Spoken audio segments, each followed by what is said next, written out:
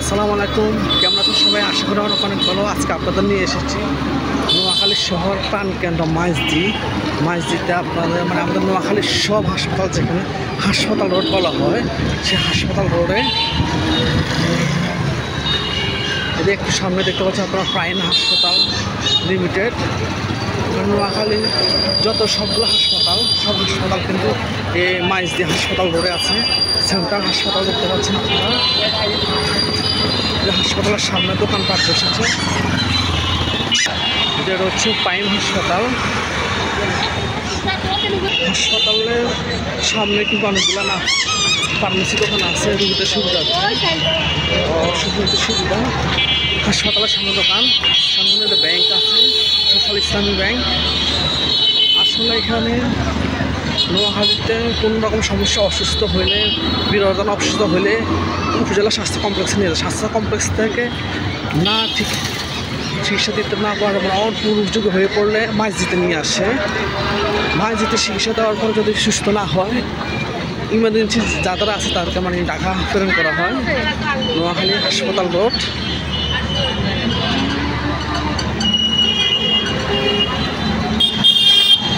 দেখতে পাচ্ছেন একটা ভবনের সাথে ডাক্তার BL, একটা হাসপাতালের সাথে কিন্তু একটা হাসপাতাল লাগানো, সব হাসপাতাল একসাথে এখানে। গুডলি হাসপাতাল কমপ্লেক্স, আপনারা দেখতে পাচ্ছেন। মাদারল্যান্ড হাসপাতাল, আর এখানে আছে আদর হাসপাতাল, সব হাসপাতাল। হোলি লাইফ হাসপাতাল,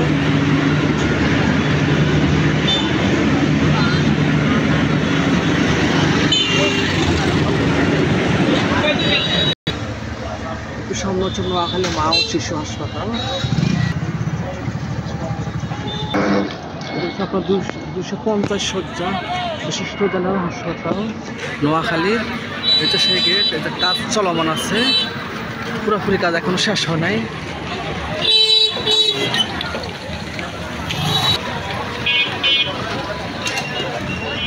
আসলে কাজ শেষ হলে অনেক ভালো এবং উন্নত মানের চিকিৎসা এখানে দেওয়া যাবে। ঢাকার বেশি একটা যাওয়া লাগবে না। আসলে হাসপাতাল রোডে সব হাসপাতাল একসাথে হওয়াতে রোগীদের সুবিধা। এই হাসপাতালের সমস্যা হচ্ছে রাখছে না বা ট্রিটমেন্ট পাচ্ছে না। অন্য হাসপাতাল আপনি কাছাকাছি, আপনি চাইলেও অন্য হাসপাতাল চলে যেতে পারেন। হাসপাতালের সামনে আবার ফার্মেসি আছে, ফলের দোকান আছে না। আসলে মোট কথা হাসপাতাল রোডে সব হাসপাতাল হওয়াতে আমি মনে করি যে সুবিধা। রুগীদের পছন্দ অনুযায়ী যে যা ভালো লাগে সেই হাসপাতালে ভর্তি হতে পারেন। সামনে হচ্ছে আল রাজি হাসপাতাল।